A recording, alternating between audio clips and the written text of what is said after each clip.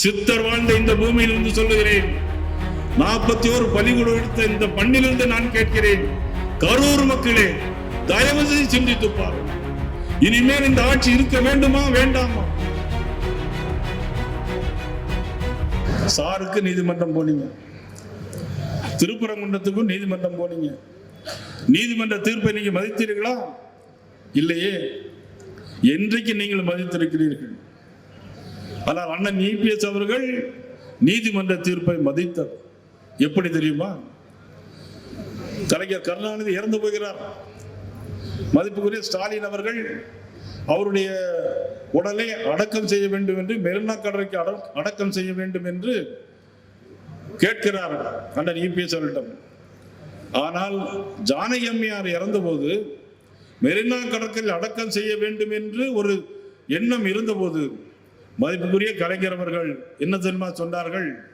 முதலமைச்சருக்கு மட்டும்தான் மெரினா கடற்கரையில் இடம் கொடுக்க முடியும், முன்னாள் முதலமைச்சருக்கு கொடுக்க முடியாது என்று எங்கள்கிட்ட ஜிஓ இருக்கிறது என்று சொல்லி அவசரமாக அமைச்சரவையை கூட்டி அன்றைக்கு ஜிஓ போட்டவர் கலைஞர் அவர்கள். ஆனால் அது அவருக்கே பாதித்தது.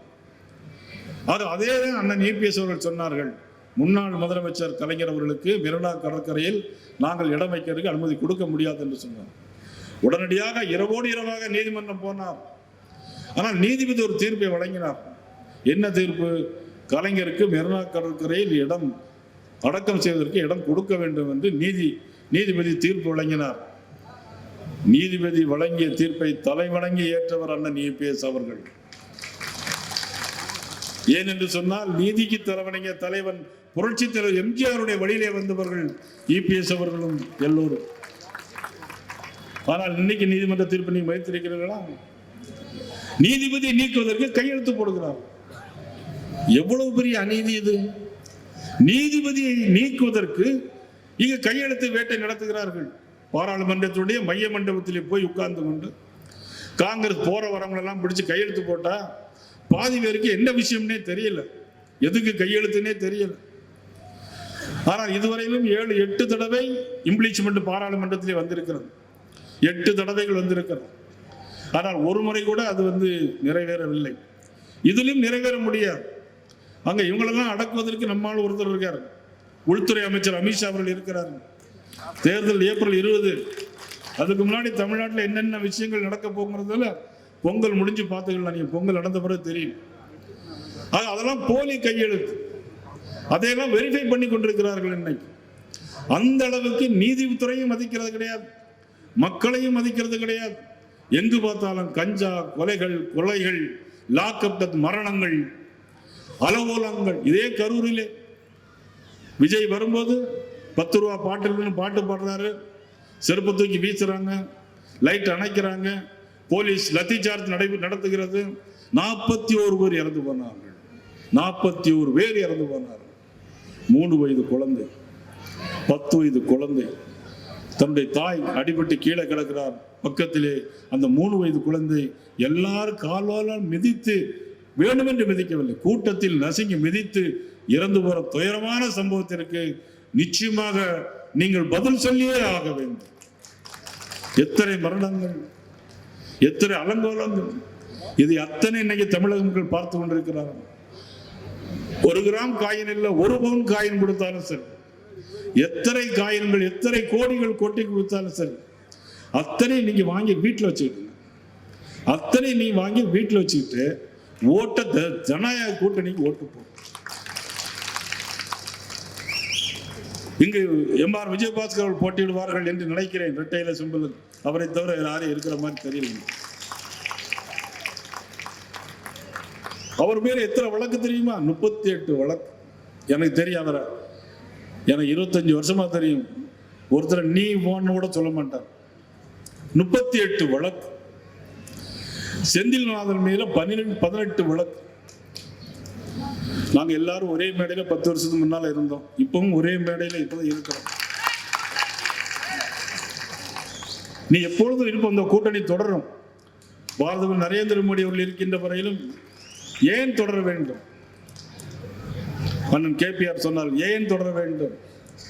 யார் முதலமைச்சராக இருக்கக்கூடாது? நாட்டு மக்களின் நலன் கருதுகிற தலைவர்கள் மட்டுமே நாட்டை ஆள வேண்டும். அதற்காக உருவாக்கப்பட்ட அற்புதமான கூட்டணி தான் இந்த தேசிய ஜனநாயக கூட்டணி. மாண்புமிகு பாரத நரேந்திர மோடி அவர்கள், மதிப்புக்குரிய உள்துறை அமைச்சர் அமித்ஷா அவர்கள், அண்ணன் EPS அவர்கள் சென்னையிலே வந்து ஹோட்டலிலே தங்கியிருந்து ஏப்ரல் 11ஆம் தேதி ஏற்படுத்தப்பட்ட கூட்டணி அடுத்த ஏப்ரல் 11ஆம் தேதியே தேர்தல் வரும் என்று நினைக்கிறேன். ஏப்ரல் 11ஆம் தேதி ஏற்படுத்தப்பட்ட கூட்டணி சென்டிமெண்டா நான் சொல்லுகிறேன், ஒருவேளை ஏப்ரல் 11 தேர்தல் நடைபெறலாம், வரக்கூடிய ஏப்ரல் 11. அப்படி நடைபெறும் பொழுது இந்த ஆட்சி தூக்கி எறியப்படும். இந்த ஆட்சியிலே ஊழல் செய்த 17 அமைச்சர்கள் நிச்சயமாக தண்டிக்கப்படுவார்கள், தண்டிக்கப்பட வேண்டும். முதலில் தண்டனை கொடுத்தவர்கள் இந்த வாக்காளர்கள், எஜமானர்களாக இருக்க நீங்கள் தான் தண்டனை கொடுக்க வேண்டும்.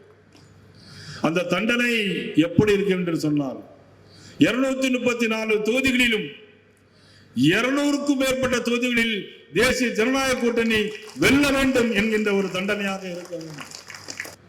இவ்வளவு பெரிய அருமைக்கும் பெருமைக்கும் உரிய தலைவர் நரேந்திர மோடியும் அண்ணன் EPS உருவாக்கிய அற்புதமான இயக்கம், அற்புதமான கூட்டணி இயக்கம் அதிமுக அற்புதமான இயக்கத்தை உருவாக்கியவர்.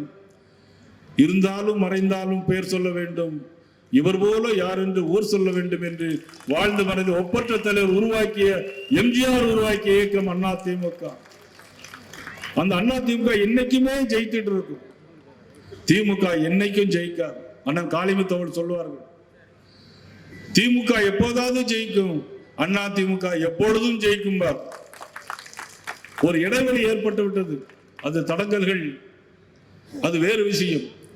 ஆனால் இந்த நேரத்தில் கரூரில் சொல்லுகிறேன், சித்தர் வாழ்ந்த இந்த பூமியிலிருந்து சொல்லுகிறேன், 41 பலிகொடு எடுத்த இந்த பண்ணிலிருந்து நான் கேட்கிறேன், கரூர் மக்களே தயவு செய்து சிந்தித்து பாருங்கள். இனிமேல் இந்த ஆட்சி இருக்க வேண்டுமா வேண்டாமா? இந்த சட்டமன்ற உறுப்பினர் வேண்டுமா வேண்டாமா? சிந்தித்து பாருங்கள், நல்லவர்களை தேர்ந்தெடுங்கள், நல்ல ஆட்சி வரட்டும்.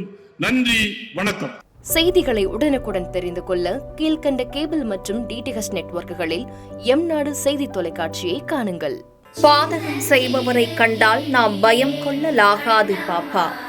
மோதி மிதித்து விடு பாப்பா, அவர் முகத்தில் உமிழ்ந்து விடு பாப்பா.